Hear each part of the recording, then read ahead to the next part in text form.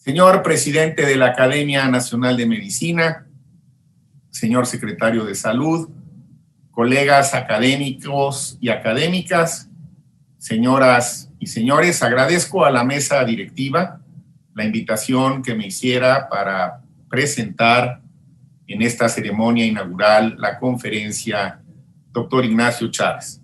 Es una distinción que mucho me honra.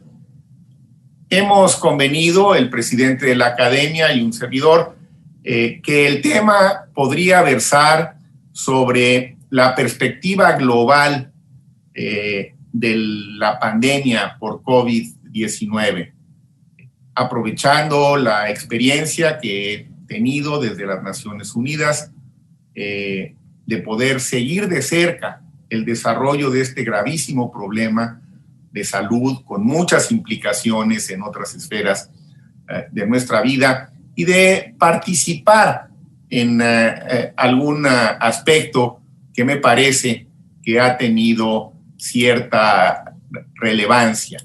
De manera que esta será la temática que quisiera compartir con ustedes el día de hoy. Empezaría por señalar que independientemente de los errores, las limitaciones y las fallas que ha habido sin duda en el camino en todos los niveles, incluidas las Naciones Unidas, la ONU reconoce tempranamente que se trata no solamente de una epidemia complicada que tenía perspectivas de convertirse en pandemia, sino que era una crisis económica, venía una crisis humanitaria que se sumaría a los múltiples problemas que ya existían antes de la pandemia, una crisis de seguridad. Las pandemias representan un problema de seguridad y en consecuencia son del interés no solamente de la agencia especializada de la ONU, que es la OMS en materia de salud, y para las Américas la OPS, sino que involucraría, por ser un problema de seguridad, a otros órganos principales de las Naciones Unidas, señaladamente el Consejo de Seguridad, que como algunos de ustedes quizás sepan, a partir del 1 de enero de este año, México forma parte del mismo como un miembro electo por los siguientes 2 años. Iba a agravar la crisis ambiental que ya teníamos previo a la pandemia y que se venía también una crisis de derechos humanos. Como ha ocurrido, desafortunadamente, la pandemia ha desatado crisis en estas otras esferas y que, por lo tanto, se requería una respuesta global, solidaria y coordinada. Se dice fácil, pero pues el reto era y sigue siendo muy grande. La respuesta inicial de la ONU, la verdad es que dentro de este aparato que a veces nos parece que es un aparato lento en reaccionar y no muy eficiente, porque finalmente en cada una de sus acciones participan en mayor o menor grado los 193 países que formamos parte de la ONU, e imaginen ustedes lo complejo que resulta a veces generar consensos o acordar decisiones. Pero rápidamente se pone en marcha un plan, el secretario general con un buen liderazgo activa 19 agencias, le da a la Organización Mundial de la Salud un papel preponderante, estelar, pero no la deja sola, mete al PNUD, mete a UNICEF, mete al Fondo de Población, mete al Programa Mundial de Alimentos, en fin, son 19 las agencias que participan con objetivos específicos, tratando de ir complementando toda una estrategia global. Desde luego, pues tratar de contener la transmisión y disminuir la mortalidad, que desde un principio empezó a apuntar por la alta transmisibilidad del virus a que sería cuantiosa, como ha ocurrido, ya desafortunadamente más de 2 millones de muertes. Había que impulsar rápidamente el desarrollo de vacunas y medicamentos para poder contender, y estamos hablando de febrero, marzo, hace un año que empezaron estos proyectos a ejecutarse con, diría yo, buen olfato. El secretario general anticipó que uno de los problemas sería el incremento en la violencia intrafamiliar, lo cual ha ocurrido. Era importante, fíjense, por elemental que parezca, tratar de buscar un alto al fuego en el mundo, cosa que, por cierto, no se ha conseguido. Todavía hay 4 o 5 regiones en el mundo que en este momento, a pesar de la pandemia, un año después de la pandemia, siguen estando en situaciones, pues, si no de guerra abierta, en algunos casos, por lo menos, de insurrecciones armadas y de guerrillas que han impedido que haya un alto al fuego total, aún en medio de la pandemia. Y luego, pues el gran reto, como siempre, ¿no? Conseguir los fondos necesarios para activar estos programas. El Plan Global de Apoyo Humanitario contemplado consideraba 10,000 millones de dólares y se han obtenido a la fecha 2,500.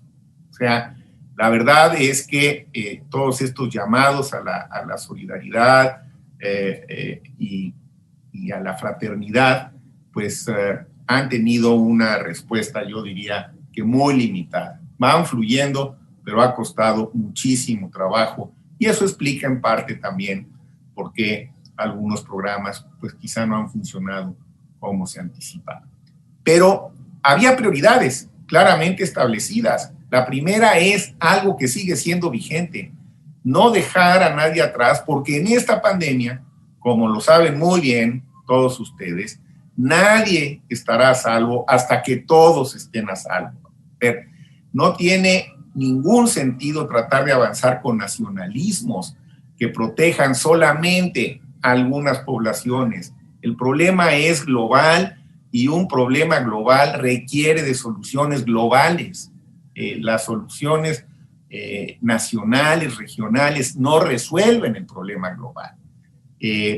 Por supuesto que de inmediato quedó en evidencia que éramos mucho más vulnerables de lo que quizá habíamos anticipado ante esta y futuras epidemias de este tipo que seguramente vendrán. Habría que trabajar de manera muy intensa para desarrollar mecanismos de defensa, resiliencias en las sociedades, sobre todo en aquellas o en aquellos grupos que serían más afectados, y pues algo con lo que nos confrontó la pandemia desde un momento son las enormes desigualdades que seguimos teniendo en el mundo, al interior de muchos países, el nuestro por supuesto incluido, como toda la región latinoamericana. Yo diría prácticamente en todo el mundo las desigualdades subsisten, en algunos lados más intensamente que en otras. Y entonces para ello se diseñaron 3 grandes ejes operativos. Primero, la respuesta sanitaria a gran escala que se requería, y el fortalecimiento de la OMS, que por fortuna ahora con la nueva administración estadounidense, esa amenaza de retirarle parte de los fondos ha quedado conjurada, porque la OMS lo que necesita no es que le retiren subsidios, sino que se los aumentemos entre todos y que le demos también más dientes para que sus decisiones puedan tener una mayor obligatoriedad. Había que también tener muy claro la urgencia de desarrollar medidas para contender con lo que se veía venir, que iba a ser una verdadera devastación económica. Así ha ocurrido, no me meteré en esos detalles en esta ocasión. Y algo que me parece muy importante, que es donde otra vez creo que la ONU tiene un gran liderazgo. prepararnos para la reconstrucción. Esta frase que tantas veces se ha dicho en prácticamente todos los comunicados de las agencias y los programas de la ONU. Hay que recuperarnos y salir fortalecidos de esto. Ese debe ser el objetivo, ese es el reto y eso es lo que nos toca, por complejo que parezca. Se hicieron una serie de recomendaciones generales y otra vez rápidamente se diseñó una matriz. A mí me parece que está bien pensada, lo difícil como siempre es ejecutarlo, por un lado por temas que se fueron desglosando uno y otro. Ahora regreso al tema de la seguridad alimentaria porque se ha vuelto realmente una de las grandes prioridades. Apareció, por supuesto, desde un principio la salud mental, lo cual me parece que también es algo importantísimo, que por primera vez está reconociéndose a este nivel global, que la salud mental se vuelve uno de los más graves problemas frente a este tipo de contingencias globales. Los grupos vulnerables, históricamente vulnerables, los migrantes y los refugiados, el gran impacto que tendría, como lo ha tenido en el turismo, al tener que prácticamente cerrar las ciudades, parar en buena medida la movilización, la movilidad de las personas. ¿Qué decir del impacto en la educación, que ha sido, me parece, gravísimo? Todavía no hemos podido estimar cuál va a ser la consecuencia de la pandemia en la educación, en todo el sistema educativo. Me preocupan los niños, pero también me preocupan los jóvenes, seguramente el rector, el director de la Facultad de Medicina, los que están trabajando activamente en este momento en la docencia, lo han podido constatar. Qué gravísimo problema en el proceso formativo de nuestras y nuestros estudiantes ha generado todo esto.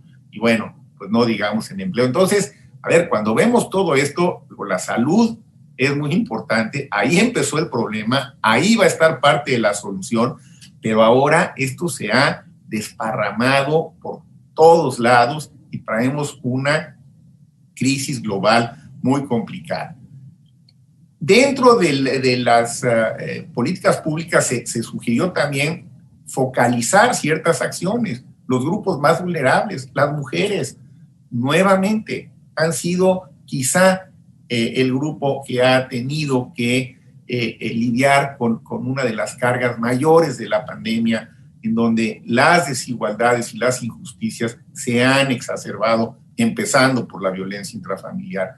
Las niñas y los niños, los adultos mayores, por supuesto, quienes tienen capacidades diferentes, y luego por regiones, porque también hay variaciones. Entonces, las más vulnerables, desde luego África, el sureste de Asia, los estados árabes y América Latina y el Caribe. Entonces, se construye una matriz en donde intervienen los temas, los grupos, las regiones, hay objetivos. La verdad es que la estrategia vista por lo menos y analizada teóricamente, me parece que está bien diseñada. Seguramente hay omisiones y se hizo con mucha rapidez, pero hubo una respuesta importante. Ahora, unos datos nada más en relación a este tema que ya les señalaba yo, con información muy reciente del PNUD y de ONU Mujeres y de la Organización del Trabajo. La tasa de pobreza en las mujeres, por ejemplo, aumentó 9%. El riesgo de perder su empleo fue 19% más que el de los hombres. Se perdieron muchos empleos, pero se perdieron más empleos entre las mujeres que entre los hombres. La pobreza extrema en niñas y mujeres llegó a una cifra extrema, seguramente ya ha aumentado, porque estos son datos de noviembre, me parece, de noviembre pasado, y el problema ha seguido y se ha intensificado. Entonces, lo que habíamos venido logrando en el mundo de reducir la pobreza, esto nos echó para atrás y escaló la proporción de la que habíamos emprendido. Claro, la mayoría de esto ocurre en las regiones que decíamos que son más vulnerables, pero América Latina está incluida, y dentro de América Latina está México, no encabezando el problema, por fortuna, pero también lo tenemos y no en una escala menor. Y bueno, por ejemplo, esta estimación de ONU Mujeres, 72% de las trabajadoras domésticas se quedaron sin empleo. O sea, hay dimensiones que si no vemos los números más allá de la frialdad que esto siempre conllevan, no podemos imaginar todas las consecuencias que en este caso sobre las mujeres ha tenido la pandemia. Lo ilustro solo para dejar constancia de la preocupación que esto genera y de cómo las desigualdades se han exacerbado con la pandemia. El otro tema que les decía, el de la inseguridad alimentaria, bueno, ya en junio teníamos 270 millones de personas al borde de la hambruna.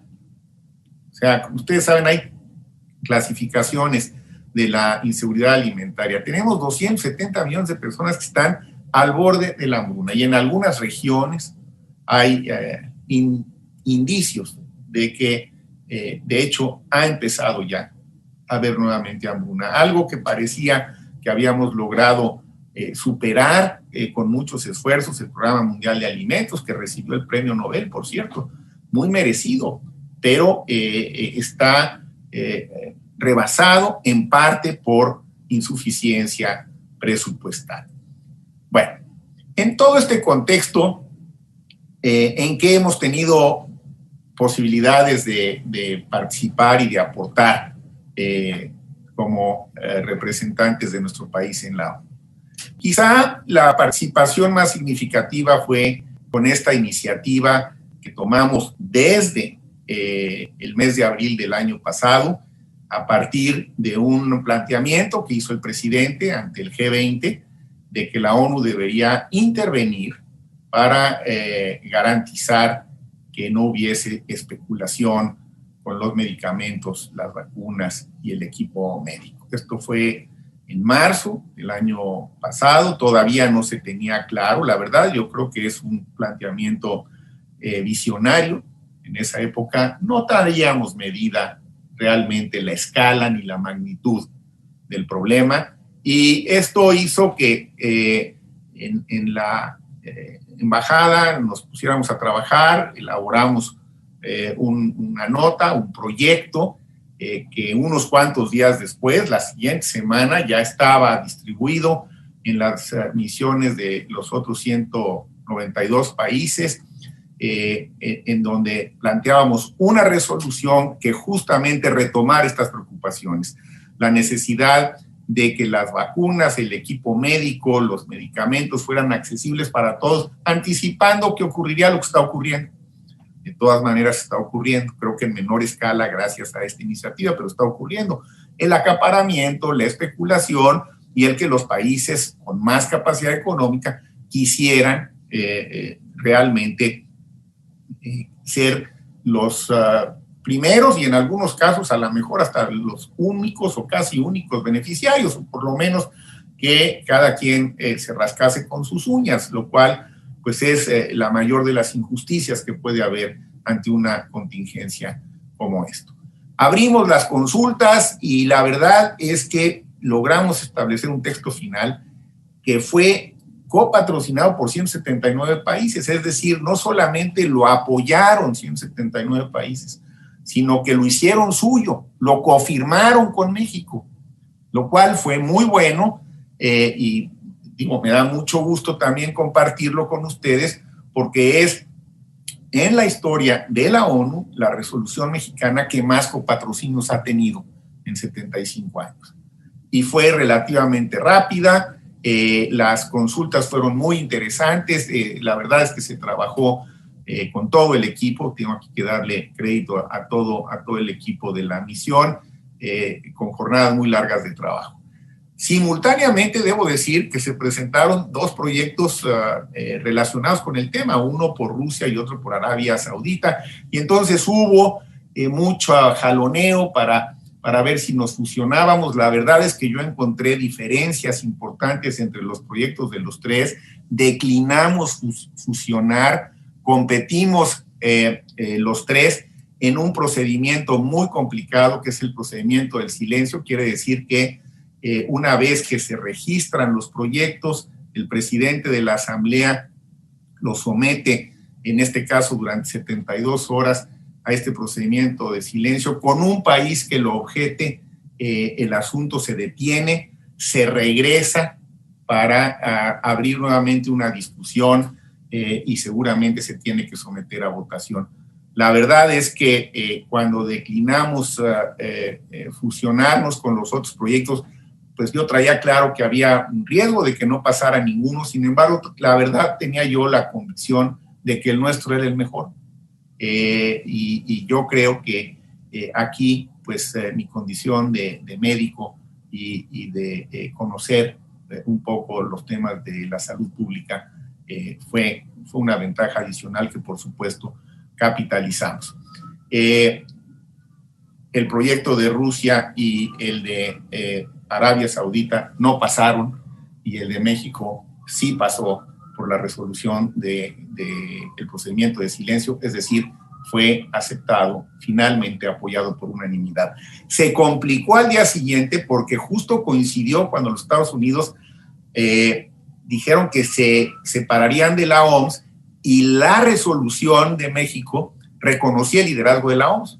Entonces entramos en un jaloneo complicado con la delegación de los Estados Unidos, que estuvieron realmente a punto de objetarla. Sin embargo, no la objetaron. Tuvimos un poco de suerte porque llegó una objeción, pero llegó un poco tarde, entonces ya no fue tomada en consideración, y nuestra resolución quedó aprobada formalmente por unanimidad y copatrocinada por 179 países. Los Estados Unidos no rompen el silencio, pero se desvinculan después del párrafo que menciona el papel rector de la OMS. Yo creo que ahora, en las próximas semanas, pues seguramente esto quedará también debidamente subsanado a este nivel. Ahora, ¿qué significa esta resolución de la Asamblea General? Pues creo que ha sido una resolución que sí es un referente importante, no es la única. Fue la primera que específicamente tocó el tema. Ha habido otras posteriores y ha tenido consecuencias. Ha tenido consecuencias que me parece que son positivas, aunque pues no han tenido el alcance que hubiéramos querido, porque las resoluciones, insisto, en esta materia de la Asamblea General no son en un sentido estricto vinculantes, pero son referentes importantes y traen mucho respaldo de la comunidad internacional. Otras resoluciones posteriores se apoyan, se sustentan en la resolución presentada por México, que fue la 74-274. Se ha ido reconociendo cada vez más el liderazgo de la OMS. Yo creo que México fue en los momentos críticos leal a la OMS, como tenía que haberlo hecho. No quiere decir que no reconozcamos los errores de la OMS, que sí los tuvo. Pero lo peor que se puede hacer en medio de una crisis de esta naturaleza es debilitar al órgano rector de la salud en el mundo. Hay que fortalecerlo. Se ha insistido mucho en esta necesidad de poner un alto al fuego global, que no se ha logrado del todo, y algo que me parece muy importante, que otra vez la resolución de México fue un antecedente muy importante, que se reconociera que se trata de un bien público. Aquí hubo una discusión, no entro en detalles, y las vacunas como tales no pudieron ser reconocidas como bien público. Hay muchos intereses económicos y hay algunos argumentos que son razonables, pero lo que sí se logró es que el proceso de la vacunación es el bien público. Entonces, es una solución un poco intermedia. Las vacunas como tales no, pero la vacunación sí. Y ahí es donde entran y se ponen entonces en juego los compromisos adquiridos. Desde luego, otras resoluciones llaman a identificar a estos grupos.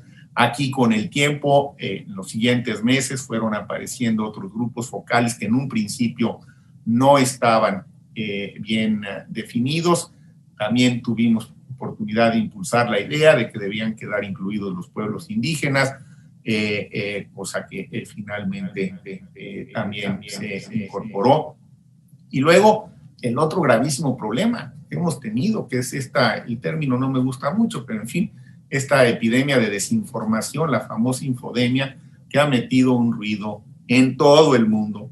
Aquí déjenme decirles, no es nada más un problema en México, en todo el mundo esta epidemia de desinformación, de información tergiversada, ha sido un grave problema. Las redes sociales son sin duda un gran apoyo, un gran avance en la participación social, pero también son a veces un gran problema cuando lo que prevalece en ellas es información que no necesariamente es veraz y sobre todo que en un momento determinado no nos ayuda, sino al contrario.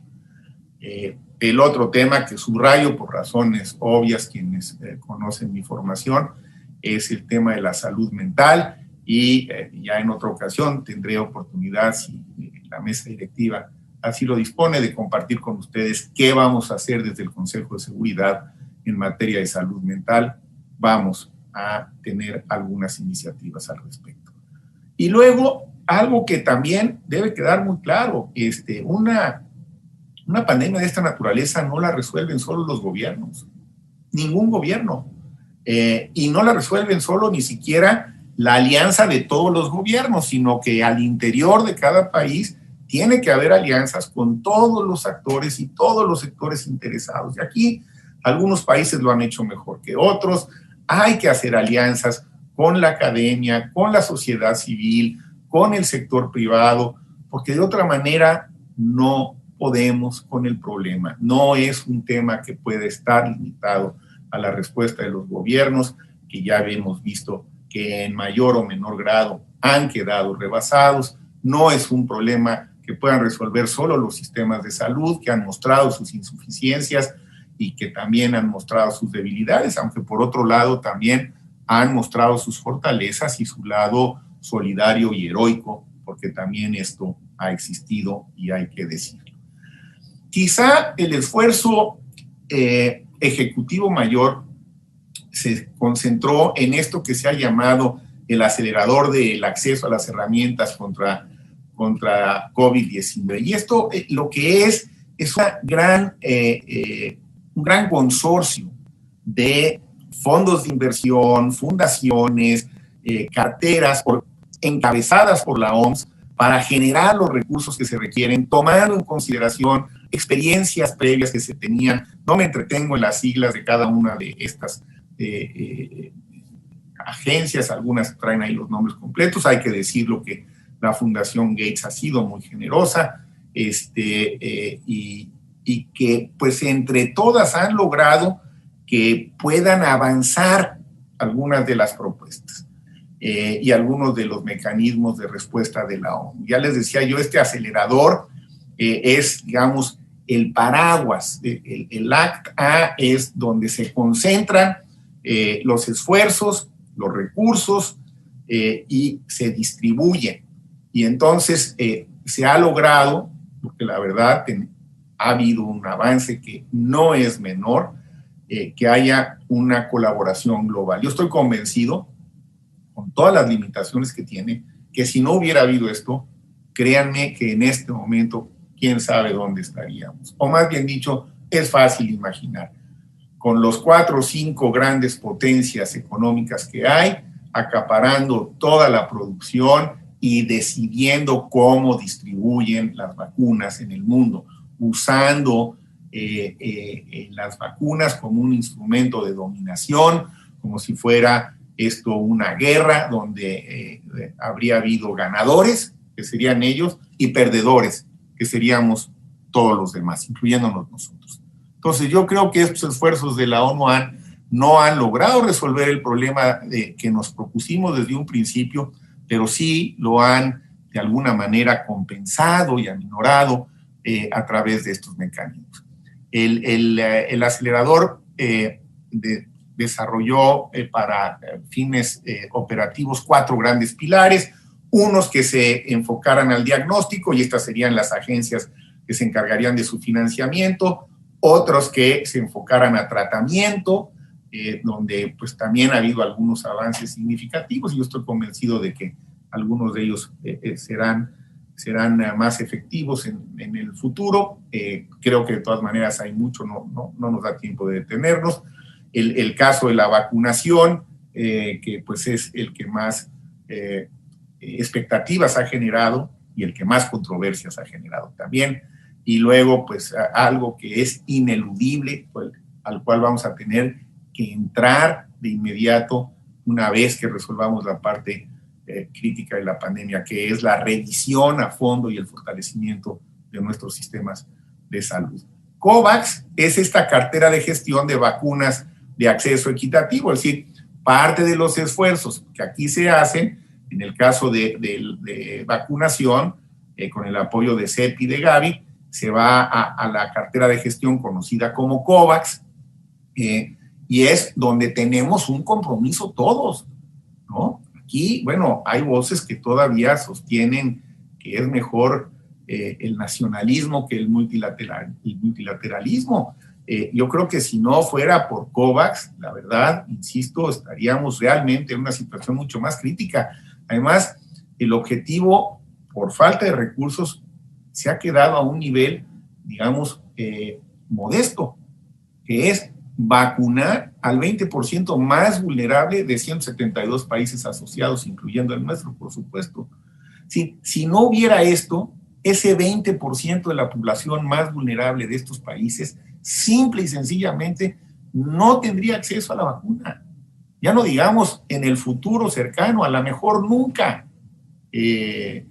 porque no tienen capacidad de pago, porque no representan un mercado económicamente atractivo, porque no tienen tampoco mucha posibilidad de incidir en las grandes decisiones. Entonces, creo que, caray, cuando esto se refleja en que a lo mejor hay algunos retrasos en que lleguen vacunas a algunos países un poquito fuera del calendario original, no es un problema comparado con el beneficio que esto va a representar. Si no permitimos que COVAX, que encabeza la OMS, con fondos limitados, adquiera algunas vacunas para poder repartirlas equitativamente entre el 20% de la población más pobre del mundo, entonces yo no sé qué tiene sentido cuando estamos debatiéndonos ante un problema de esta naturaleza. Porque yo encuentro razones de sobra desde el punto de vista ético, desde el punto de vista político, pero también desde el punto de vista médico y de salud pública para que esto se haga así. Porque volvemos a lo mismo de un principio. Si esto no se resuelve globalmente, simple y sencillamente no está resuelto. Ahora, ACT tiene un consejo directivo, como ven ustedes, pues hay Noruega y Sudáfrica lo codirigen, la Unión Europea y la OMS han estado muy presentes, y México también ha jugado un papel importante. A ver, todos estos esfuerzos, y también lo debo decir, pues han sido instrumentados, impulsados y apoyados por la Secretaría de Relaciones Exteriores, ahora yo formo parte de ese esfuerzo y creo que se ha hecho con resultados que son, la verdad, muy razonables en un contexto complicado. Y aquí, con el liderazgo que ha asumido el secretario de Relaciones Exteriores, el licenciado Ebrard, en la Comisión Económica para América Latina, estamos participando en ACT. Yo creo que la resolución de México nos abrió las puertas. Participación en estos comités nos permite entrar con posibilidades, como se ha visto, de poder adquirir vacunas, de poder avanzar en nuestros esquemas, por lo menos de abasto, y que son necesarios para poder impulsar los programas de vacunación, y nos han permitido también seguir siendo solidarios. Ya no entraré yo en otros detalles que no forman parte de esta presentación, pero pues se ha participado en este consejo. Desde luego, pues hay países que han sido más generosos, ahí están los donantes, ¿no? Es increíble que algunas de las potencias más importantes no hayan hecho donaciones, esperemos que las empiecen a hacer. Y pues los grandes mercados también, por supuesto, que tienen un papel importante que jugar. Bueno, para concluir, a mí me gustaría compartir con ustedes una reflexión final en este inicio del año académico 2021 de la Academia Nacional de Medicina. Yo creo que el año pasado y espero que no vaya más allá de serán recordados como los años que fuimos pandemia. Más allá del impacto que esto ha tenido en la vida individual de cada uno de nosotros, en la vida colectiva de nuestro entorno y más allá de nuestro entorno, creo que esta pandemia nos muestra que las insuficiencias de nuestros sistemas de salud, las contradicciones sociales y económicas en las que hemos vivido, las limitaciones de los sistemas políticos que hemos diseñado, la soberbia que nos distingue como especie, y el enfrentarnos cotidianamente con la muerte, han sacudido, en verdad, nuestra conciencia. Los hechos nos obligan a revisar lo que teníamos, lo que hacíamos, en lo que creíamos. No podemos aferrarnos al pasado. Solo creo yo que algunas cosas, las que respondan a las exigencias de los tiempos que vienen, podrán perdurar dentro del nuevo orden social, que no tengo duda que habrá de construirse. La oportunidad para la medicina radica, y es grande, en que la salud ha resurgido como un valor supremo, de la mayor importancia. Yo creo que hoy en día la salud está considerada por muchísima gente a la par de la justicia y de la igualdad. Y esto le da una oportunidad a la medicina. Y en tanto que quiera seguirse asumiendo como cabeza rectora de las ciencias de la salud, la medicina también tiene que revisarse y también tiene que actualizarse y tiene que prepararse para afrontar lo que puede ser el más grande, el más complejo de los retos en su historia. No solamente salir de la crisis, sino estar preparado para las siguientes posibles crisis que se presenten en el futuro por pandemias que en este momento no podemos descartar. Hay una gran oportunidad para la medicina. Estamos ahí, a la cabeza de las prioridades sociales, y esto no hay que perderlo de vista. La ciencia yo creo que ha salido mejor librada, la verdad. La ciencia hizo su parte, descifró con una gran rapidez la estructura íntima del virus, permitió tener acceso a vacunas rápidamente, ahí vienen los medicamentos, hemos aprendido mucho en poco tiempo. La ciencia hizo su parte. No estoy seguro que la solidaridad humana y la colaboración que se requería haya estado a la altura. Pero aún así, la ciencia también creo que debe fortalecer sus raíces filosóficas y su pertinencia para poder tener mayor autoridad y que cale más hondo en las decisiones colectivas del futuro. Esta es, pues, la reflexión con la que yo me quedo hasta ahora.